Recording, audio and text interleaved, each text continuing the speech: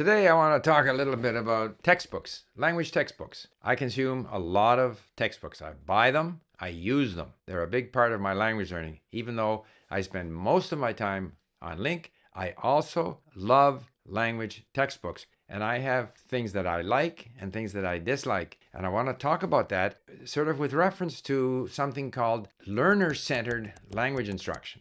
Because someone brought to my attention that this is a bit of a buzzword now within the language teaching industry. So I Googled, I found a graph showing some of the key features of a learner-centered, language instruction. And I tried to relate this to my own experience as a learner. I am a learner, so I am learner-centered. Now, a teacher, of course, has to deal with a classroom. And so for the teacher, the issue is how do you motivate the learner to be interested in learning? And the idea being, if you can make it more about the learner, then the learner is going to be more enthusiastic, more motivated to learn.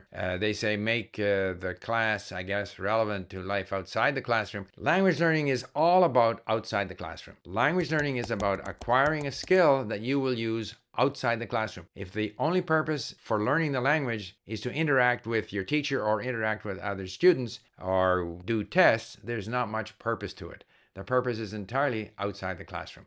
And that brings me to someone like me, the independent learner. So I don't go to classes, but I do use textbooks. And so what do I consider to be the most important features of a good textbook? So I will show you some of the textbooks that I have here, some of which go back over 50 years when I was learning Chinese, and some of the things that I found particularly beneficial in those textbooks. In summary, what I feel is this. The average starter book, and I think that the Teach Yourself series, complete Turkish, complete, Romanian, whatever, that is the best value for money. It's not as expensive as some. I searched at Amazon and I found, a range of prices for, say, Turkish books, but the complete series does the job because we have to understand what the purpose of a starter book, and I call them all ASIMIL, Living Language. These are all starter books. These are books that get you going. That's all they can achieve. Even though they promise you, B2 in the language, that's not going to happen. They can give you a taste for the language, and I remember my starter books, and I remember the voice, when I hear for the first time Czech or Romanian and I see some dialogues, I find that very stimulating. I enjoy them. And the starter book gets you started because there's essentially very little content in a starter book. If a starter book is 200 pages long,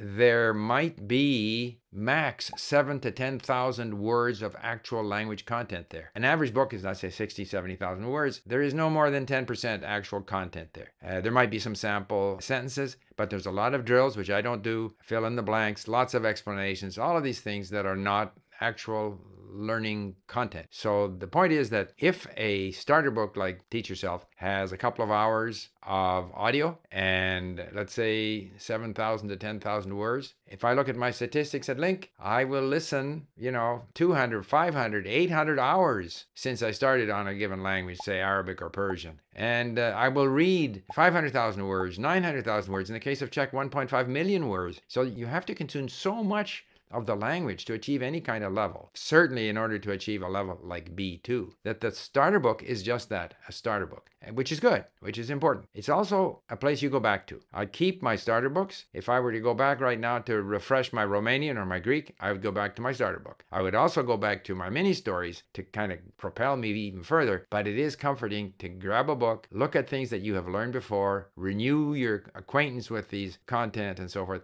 All good. So that's the role of a starter book.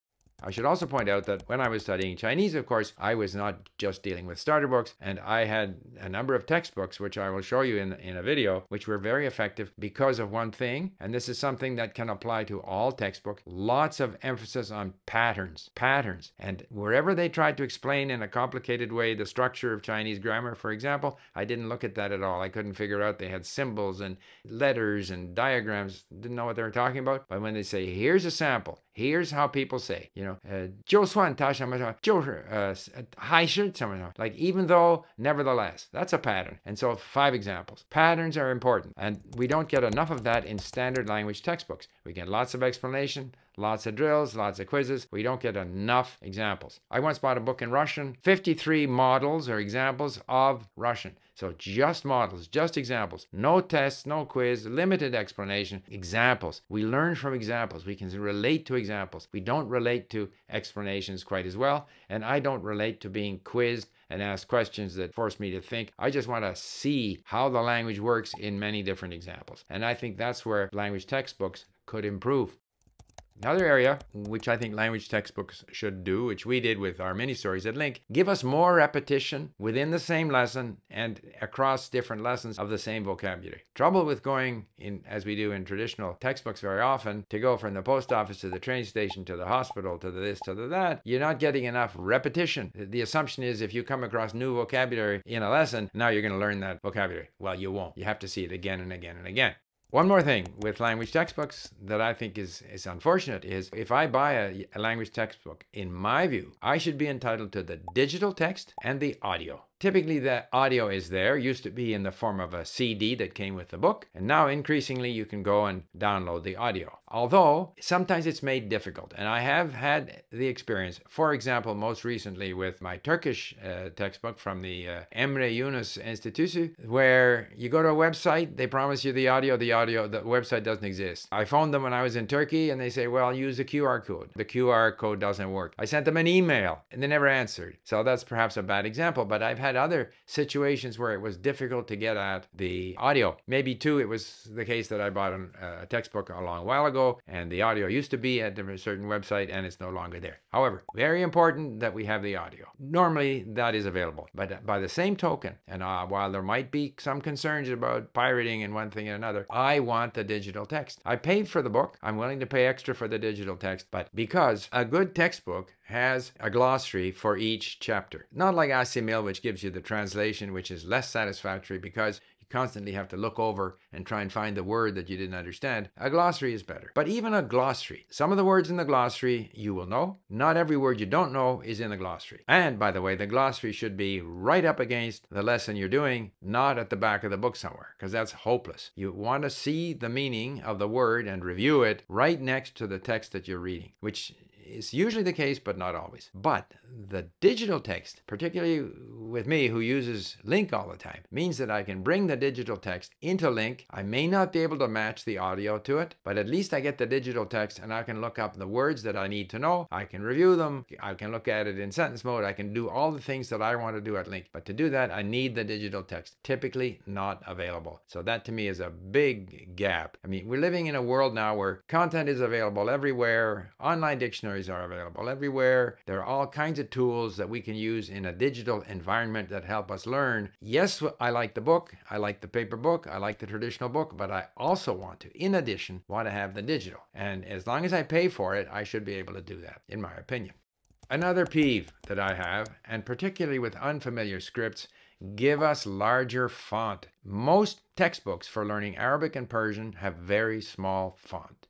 That makes it very difficult. As it is, I have trouble reading in those unfamiliar scripts because it's, relatively new to me. As I say, I would prefer to have it available in digital format so that I can look the words up, but I still want to read it on paper. But if the font is so small, it's just too difficult. And I don't know why they don't, in these Arabic and Persian textbooks, don't give us larger font. And ideally, because the script is such an obstacle, at least for me, ideally with the translation right underneath, as well as a glossary for each chapter. And very often that's not provided. Now, I understand that very often if you're making an Arabic textbook, you don't know if the learner is a native speaker of English, Chinese, Spanish, Russian. So what are you going to provide the glossary in what language? That's why we need to have the digital text so that learners can look up using dictionaries that convert to their own language online. The best language textbook, or one of the best, was this Reader in Modern Chinese, Harriet Mills, P.S. Knee. And it was just full of structures, patterns. One textbook had the texts, but lots of structure examples, which is what I always look for. And as you can see, I write all over these. All of the vocabulary is introduced with examples. Once they get into notes and grammatical explanations, I'm lost. S plus VN plus whatever, I'm out of there. But when they show actual example structures, then I find that extremely useful and I spend a lot of time on it. So this was a great book. Spent a lot of time on that textbook. In a way, this Korean textbook from UBC, Continuing Korean, has a lot of the same, lots of patterns in the language with translation underneath, which is also, in my opinion, very important. When you're looking at sample sentences, you want to know what the words are if you don't have access to digital text. 20 Lectures on Chinese Culture was a sort of easy introduction to Chinese culture. Again, a real favorite as I was discovering Chinese culture. The whole range of textbooks that were available for Chinese were tremendous, the Yale series. And as you can see, you know, selected readings in Chinese communist literature. This one was, what was it now? Contemporary Chinese literature, contemporary meaning, you know, the 1920s, but lots of notes, lots of poring over these and learning. Similarly over here, contemporary Chinese literature too. Yeah, so readers with glossaries. There's this modern Chinese, more of the same. And here are the texts, pretty serious looking texts as I discovered Chinese. So that was a good experience. I didn't have a Japanese textbook. I basically learned Japanese on my own, a lot of listening and reading. I did a lot of reading in hiragana, a series called the Naganuma series, but I don't have those books anymore. I had to read a lot of hiragana because I was not used to hiragana. Another major effort of mine was in German, where I was able to find readers with vocabulary along the margin. And so that was great. Lots of readers. You need readers. Here, you know, another reader. Der Weg zum Lesen. Lots of reading with vocabulary. And of course, typically I underline or highlight. So that was German. Again, the same with Czech, but with the Czech, they were trying to provide translations into German and English, and the whole page became very busy, and I didn't spend much time on this textbook. Persian textbook that I bought here. Again, you know, the font is so small, it's very difficult to read for me, and I find it difficult to read in Persian and Arabic for the time being, unless they really almost give you line-by-line translations, or if a digital text is made available. And of course, none of these people have digital text. This is one of my main peeves, that they make it difficult for you. I mentioned the importance of phrases and patterns. This was a great book because it doesn't do a lot of explaining, doesn't have a lot of exercises in Russian, but it just has sample structure, how the structure of the language works. And you just see lots of examples.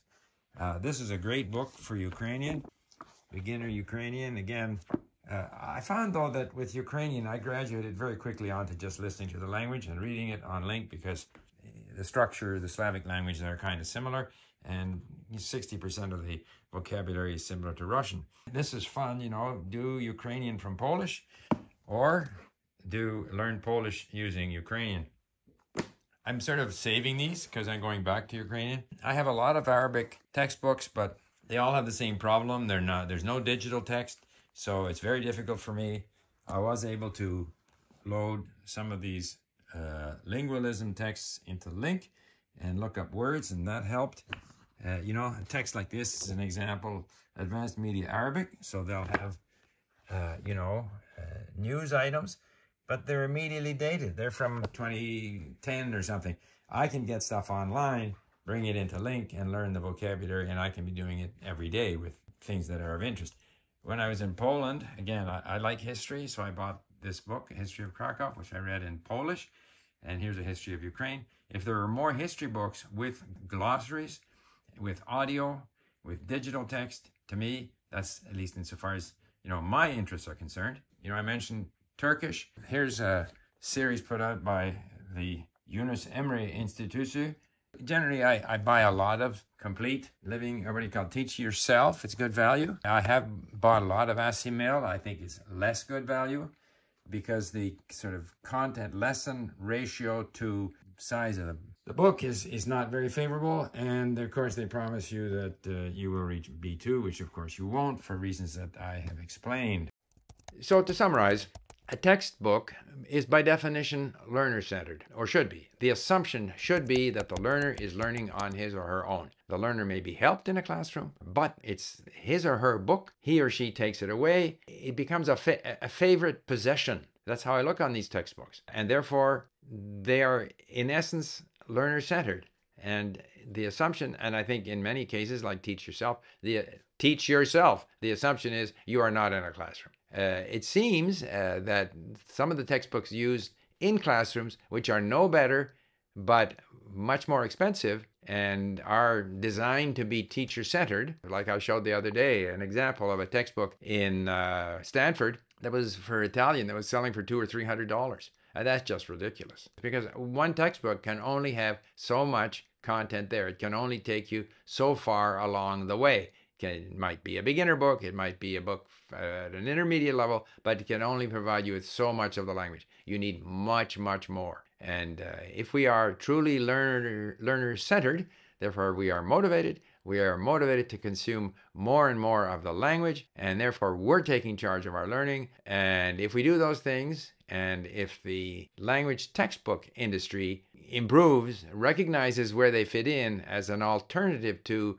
learning online, but an important and valuable alternative, and one that should integrate with learning online, if all of that happens, then we can all continue to learn languages on our own, which is what I do. Thank you for listening.